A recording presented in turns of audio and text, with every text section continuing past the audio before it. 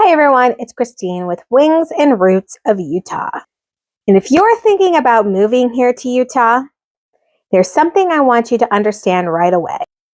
It's not the mountains, as gorgeous as they are. It's not the snow, though we lacked it this year. And it's not even the home prices. It's how different life actually feels once you're here. And most people don't even realize it until after they've already moved. I work with a lot of buyers that have relocated here from California, Arizona, Texas, Washington, Michigan, even parts of the East Coast. And one of the most common things I hear after they arrive is, this isn't what I expected, in a good way, but also in ways I wasn't prepared for. So today I want to walk you through what that actually means. Not just where to live, but what it feels like to live here. Utah moves at a different pace, and I say that from personal experience. I didn't grow up here. I actually started in Michigan, then moved to Arizona, and then eventually made our way to Utah. So I've lived in very different environments. And Utah has its own rhythm. Even in areas like Sandy or Draper, there's a sense of space, of breathing room.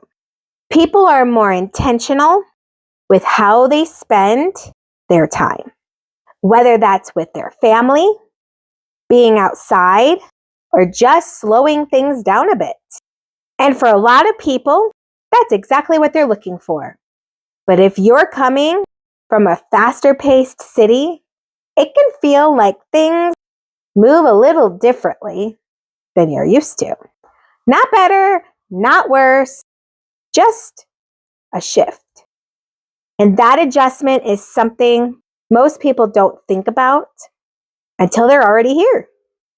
One of the biggest mistakes I see relocators make is choosing based on price first, instead of choosing based on lifestyle. Because here in Utah, your daily life can look completely different depending on where you land. Do you want walkability, mountain access within minutes, a master planned community like Daybreak, a quieter suburb like Harriman, or luxury mountain living like Park City?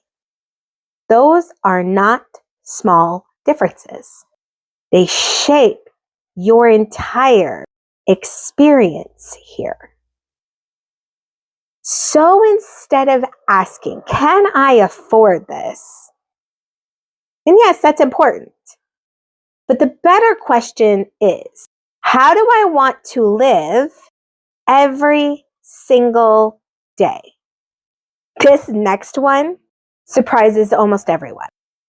On paper, something might look like a 20 to 25-minute drive, but how that drive feels can vary a lot depending on the time of day, weather, and direction along the valley. Most travel here runs north and south along the Wasatch Front. So certain areas naturally can get more congested during peak times. And I'll just say this gently, driving styles here can be a little decisive. People tend to commit quickly, merge confidently, and keep things moving, which can feel difficult if you're coming from somewhere with a slower, more predictable flow. So choosing where you live based on where you work or where you spend most of your time is more important than people realize. Because a commute that looks short on paper doesn't always feel short in real life. And Utah is a true 4-season state. And that just doesn't mean weather. It means your lifestyle shifts throughout the year. Winter brings snow, most of the time, inversion, and skiing. Spring feels like a reset.